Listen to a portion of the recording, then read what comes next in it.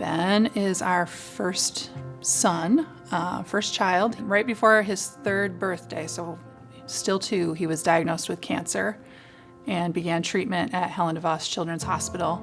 We did 9 months of treatment, and he was considered in remission. And on our first scan back to check at 3 months, the tumor was back. And we entered treatment again, and then we never really left it at that point. And he stayed in treatment until just after his 6th birthday when he passed away from cancer.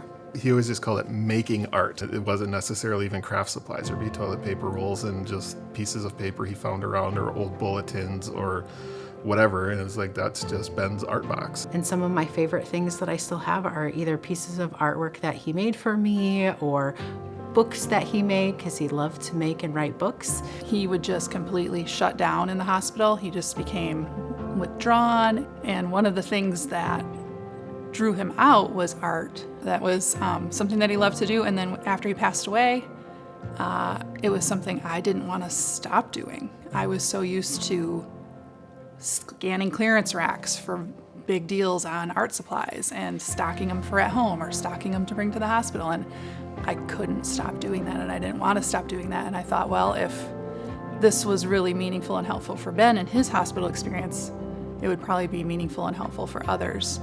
We didn't have like a whole big plan. It was just, we want to do this. We want to collect art supplies, do a huge donation around Ben's birthday, and just like have it be a thing that we can do to honor Ben's memory and his life. We'll take coloring books, crayons, markers, pencils, colored pencils, rulers, paper, and things for a wide variety of ages, right? So they're treating birth up through 18 plus. And then right around Christmas, a little bit before Christmas, we start working on collecting all the bins back. And then typically around January 5 is our big sort date. We get together with family, friends, whoever wants to come and help.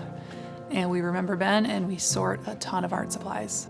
So on that sorting day, without fail, like everyone will look at a thing they're taking out of a bin, putting into a bin. But as we're sorting through, they're just like, oh, Ben would have loved this. We started out the first year, it was through their school. We just dropped off supplies.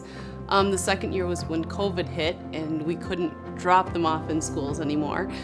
So we actually dropped them off at Chick-fil-A. Went through the drive-thru and handed them 6 bags of art supplies. It's not just fun for the kids in the hospital, it's fun for the kids who are not too, and helping collect, because you get to go pick out crafts, and it's almost like as you're picking these out, you're sprinkling a little joy on them too.